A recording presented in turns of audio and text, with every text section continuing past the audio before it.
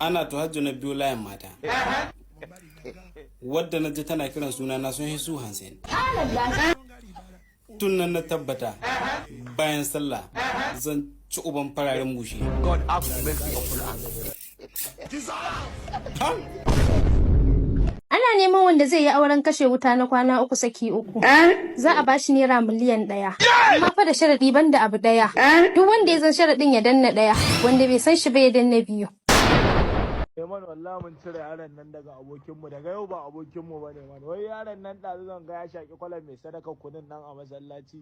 Kaga yanzu yana sanin tare muke shikenan mu ma kwaban mu ta jike. Ai daga yau ba abokinmu bane. Kar ka sake mai magana an kaga. Naira 1000 kuma?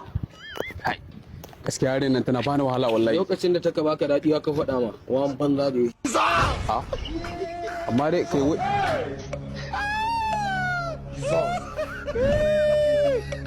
I don't know.